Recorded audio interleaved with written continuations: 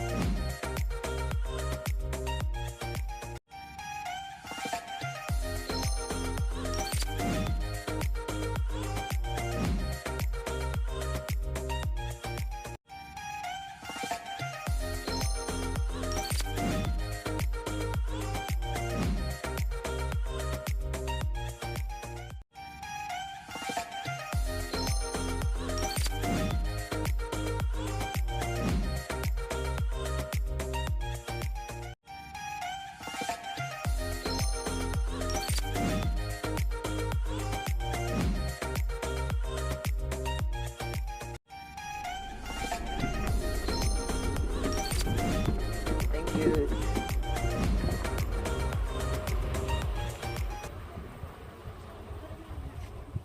I'm genuinely quite curious. How many of you here have actually watched the Lord of the Rings movies? Hands up.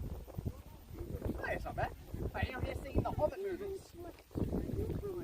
Anyone here read the books? A lot of those hands, love it. Alright, next question. How many of you here have tried to, or actually read, the Silmarillion? Well done. Alright, for those of you... Yes, very hard. For those of you who have no idea what I just asked, the best way to describe the Silmarillion, it's almost like the Bible for Lord of the Rings. If you thought the Lord of the Rings book was detailed and hard to read, the Silmarillion, don't even try. It is intense, to say the least. Next question. How many of you have not done any of these things? Have not seen the movies, have not read the books, willing to be honest? Hands up. Thank you for being honest. There we go. Some hands didn't go up at all. Interesting. Well, if you are one of those people, don't worry. Back when international tourism was a thing, I know it's a weird concept now, we did a bit of a survey because we're quite curious. Back then, about 48% of people that came through Habbiton on a daily basis had not seen the movies, had not read the books, had no idea what was going on. Of course, we were kind of curious to know why this was happening, so of course we did another survey of our own. The main reasons we found they came because like friends, family or partners that just dragged them along. They wanted to make friends back home jealous. My favourite is when the grandparents came through and they're like, we don't know what's going on, but we're making our grandkids so jealous. I'm like, yes, get a grand. And then my favourite one, especially towards the end, we're finding lots of people were coming to Habbiton purely because it was just one of those tourist destinations, the things to do, you know? People were just coming all the time because they keep hearing about it, that kind of thing. One of my favourite examples of this was about 4 months before the first big lockdown. We're actually walking around this area actually, and a lovely old English couple. They came up to me and they're like, Hayden, we have a very serious question for you. I'm like, oh goody, I like serious questions. They're like, what is a hobbit? I looked at them and I was like, why are you here? And basically what they told me is when they were back home in England looking up things to do in Auckland, they kept telling them, book a trip to Habbiton, book a trip to Habbiton. They're like, alright, let's do that. And they just booked and voila. But it went full circle because about 2 weeks after they got home, they found, messaged me on Instagram to tell me they'd watched all 6 movies and loved them. So, doing something, right? Hey. Alright, now there's one more quick story before we head on up the hill. Now this area here we're walking through, like I said, it's called the Dell. But this little man-made pond in here. Now when they first arrived to this general area, it was actually quite swampy. And of course they filled it in, made a little pond. But once they finished building that first movie set, they left everything alone for about 6 months, like nature regrow and establish itself. In that time, some frogs decided to be a cool new place for a home. Now these were Australian bullfrogs as well. So by the time it came to filming, and they're filming the actors all over the bag end, there were so many frogs in this pond, and they were so loud and noisy, they were heard above the actors when they're trying to film it. So what they had to do, they had people to remove these frogs. Now personally, I would have loved to have seen that. That is like knee deep. Trying to get frogs, and that would be so much fun to watch. But anyway, they moved them, different part of the farm, and of course they put them back when filming is finished. Now they do come back usually at the start of summer for about 2 or 3 months at a time. When they do come back, they're still very loud, they are very noisy. Us tour guides have almost like a love-hate relationship with them. We love them when they come back, but by the end of the summer we hate them. But it's also nice when they come back because you guys can actually believe us when we tell the frog story, because 9 months of the year we tell the frog story and there's no frogs to corroborate that. But they are very loud and very noisy, I can vouch for that. But from here team, what we are going to do, we are going to make our way up the hill towards the Habbiton. We do get to go inside of it, grab some photos. Once you do get there, if you'd like me to, I am pretty good at taking photos now. I know the big button means push, so This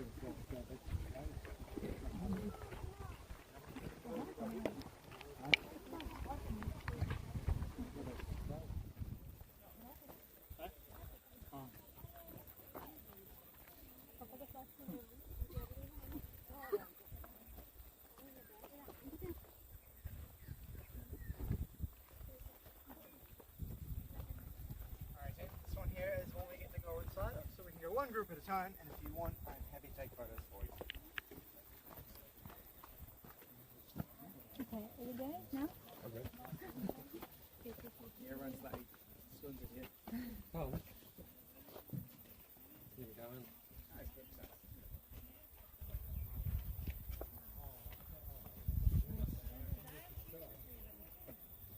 Сейчас пойдем, сейчас дядя выйдет, и мы пойдем.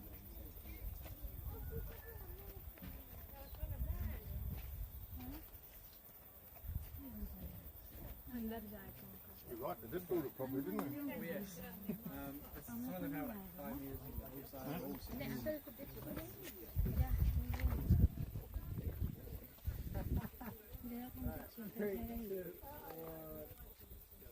One more. Cool. $3 a photo, by the way. And a mountain range in the distance. There and have a look. It's not bad, is it? But of course, you're in the Waikato. That's not hard to find. What they were struggling to find, especially Peter Jackson and Captain Scout, is the 3 key things that Tolkien talks about when it comes to Habbiton itself. Those 3 key things being a big round symmetrical tree next to a body of water with a rising hill behind it which we're currently standing on. So as you can see, she's pretty spot on. I reckon Peter Jackson's location scout did a wonderful job. He sourced 158 locations for that first trilogy, all very accurate to the book. I've read the book a few times now. The only difference between what you're looking at today and what he written in the books is basically that the movie set is facing the wrong direction. So Bag End faces east instead of west. Other than that, as described in the books, which I find pretty spectacular. Also, while we're here, on the odd occasion, I like to throw a few surprises into my tour. And I'm going to do one now, because ladies and gentlemen, believe it or not, that tree is not real. Surprise! 100% artificial. Made from silicon, expanding foam, there's a steel structure inside of it. Now the reason they did this, of course, is in the Lord of the Rings movies they did use a real tree. They chopped it down, put it back up there. But of course the Hobbit takes place 60 years prior.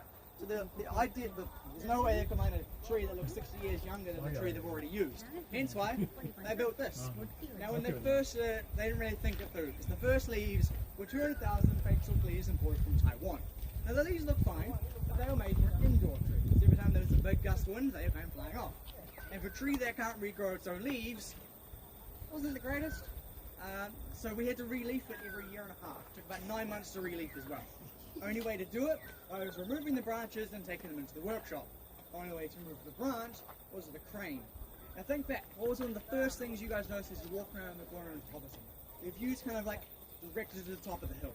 Now imagine you've been waiting years to come here, saving up all the money coming from overseas. You finally get here, come into Habbiton, the first thing you see is the tree above Bag End being disassembled by a crane. Wasn't the greatest. So about 2.5, 3 years ago now, we changed it to these guys. So those first leaves were done individually.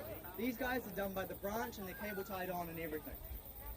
So they're a lot sturdier and we haven't had to touch them since, which is great. You could say that's quite the relief. Anyway, moving on. This of course is Bag End, everybody. It's the home of Bilbo and Frodo Baggins. And of course it's the biggest Hobbit hole we have as well. We can fit over 40 people inside quite easily. The reason they've done this is so they could get their cameras inside, looking out of the windows, have their lovely landscape behind you. As you make your way down the hill, you notice a lot more windows kind of wrap around the side of the building. Every single one of these windows can be accessed via that door. Sadly though, it's not like a big open space inside, as cool as that would be. Basically like tunnels off to the windows. So there's room behind all the windows, but that's about it. Also, while we are here, you may have heard it a few times on the video and me talking about it. It was that first movie set and then the second one.